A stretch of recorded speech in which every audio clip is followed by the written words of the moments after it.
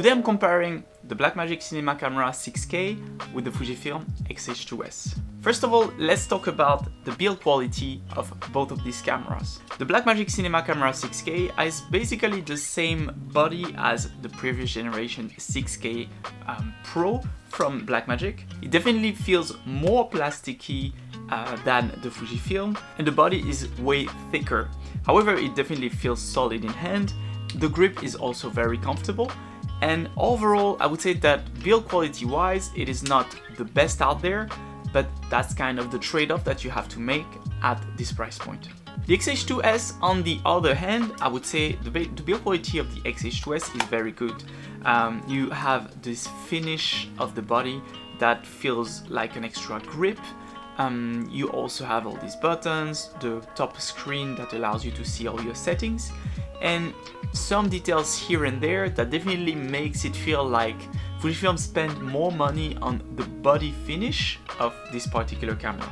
Now if we talk about the mount of this camera, here we have L-mount. So L-mount is basically now more and more adopted by a lot of companies like Blackmagic or DJI or Panasonic or Leica, and is basically part of the L-mount alliance that allow users to basically purchase some lenses long-term and carry them over different brands. On the other side here we have the X-mount that is native to Fujifilm and that is only usable for Fujifilm.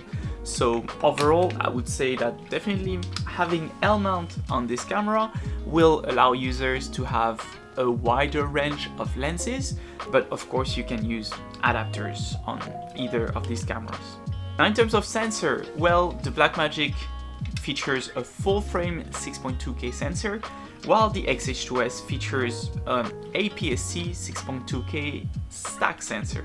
Now both allows to record open gate, so if you're more into the full frame look, I would say that the Blackmagic is a better option. However, in terms of sensor, the stack sensor of the X-H2S allows you to have a faster readout as well as some better performance when it comes to rolling shutter. Now if we talk about button layout, well, the Blackmagic features some simple custom buttons here, as well as some ISO, shutter speed, white balance dedicated button, record and still buttons. You also have access to another record button here, as well as some extra buttons in the background that are dedicated menu, as well as aperture button, autofocus, but we'll talk about that also. So the amount of button is quite limited on this camera, which can be a plus or a minus depending on your expectations and how you like to operate. When it comes to the X-H2S, well, you have a bit more buttons here. You have the same an ISO, white balance, as well as another customizable button, You also have some customizable buttons here, as well as the usual, autofocus, Q, as well as some menu and some joystick here that you can push to navigate through. Now, another advantage of the X-H2S is that you have some customizable mode on which you can assign basically a set of settings to each of those customizable buttons. So for example, C1, C2 to C7. For me, I have 4K 30, 4K 60, 4K 120, 6.2K, etc. So it really depends on how you use the camera. And when it comes to the screen on the Blackmagic, you have an articulated screen. On the opposite, on the X-H2S, you have a fully articulated flip screen. Now, personally, I like when I'm behind the camera, I prefer the kind of screen on the Blackmagic, which is just an articulated screen, because it allows me to have the screen always center with the lens, and that way it makes working on my composition easier. However, if you are trying to record yourself, definitely the flick screen allows you to see yourself a bit better. When it comes to output and input of each of those cameras, well, they are quite similar actually. The X-H2S is offering CF Express with SD card, while the Blackmagic 6K full frame is offering CF Express as well as external recording to an SSD. Now for both brands, I think that moving to CF Express is I think a good choice, especially for both of these models, because this one records RAW, this one records extremely fast. fast frame rate, but we're going to talk about the frame rate after. And having a CF Express that supports completely this mode is a very good choice in my opinion, without having to move externally. Because having external recording can be good, but it can also be an extra point of failure that you have in your production workflow.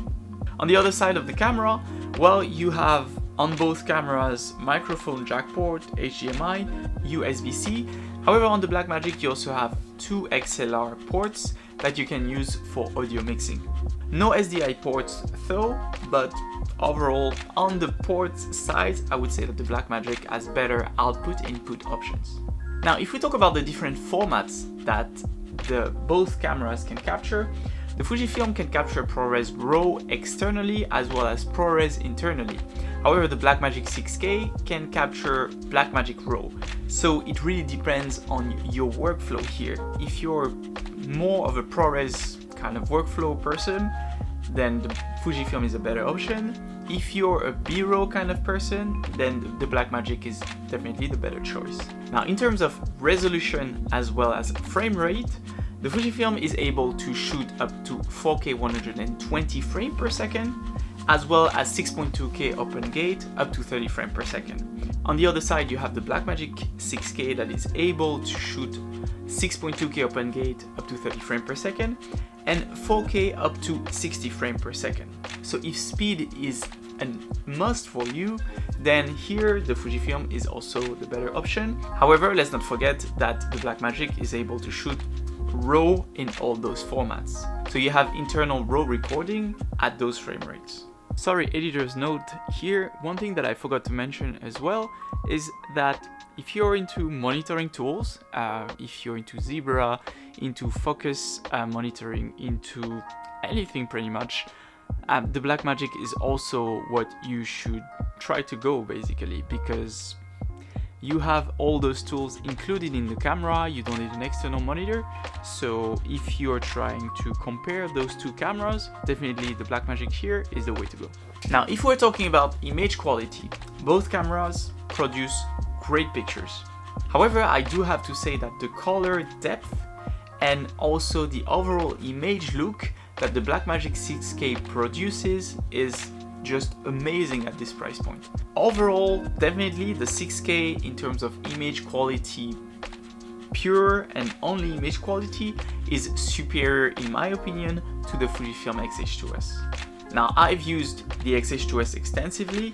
I've only used the Blackmagic 6K for 3 weeks or so, but I would say that in the project that I've used it, definitely the control, the contrast, the colors, and also the depth of field and the way it is handled on the sensor is for me very beautiful in the Blackmagic 6K. However, if you move to low light, I would say that I do find that the 6K has more noise and more noticeable noise compared to the Fujifilm X-H2S. That somehow, being an APS-C, still has better low light performance than the 6K, which is kind of counterintuitive in a sense, but that's my observations. Now let's talk about image stabilization, and there are two ways that those image stabilization work on each cameras. The Fujifilm is using in-body image stabilization, where basically the sensor will shift to compensate some of the micro movements of the camera, while the Blackmagic will generate gyro data that you will be able to then use in post-processing to stabilize the footage. While both are working fine, I would say that I've gotten some mixed results honestly so far with the gyro data. Sometimes it works, sometimes it doesn't. And when you really are trying to have stable footage, I would say that overall the results that I got for stable footage was better on the Fujifilm X-H2S.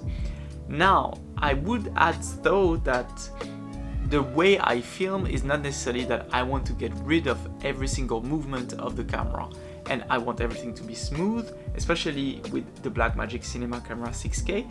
So it's not that I mind that much those small movements, but I would say that overall, if you want to get rid of those, So far, the result that I got with the gyro data stabilization was kind of mixed. Now let's talk about autofocus. And here it's pretty clear. On the FUJIFILM X-H2S, you have continuous autofocus. On the BlackMagic Cinema Camera 6K, you don't. So if autofocus is a must for you, then you only have pretty much one choice.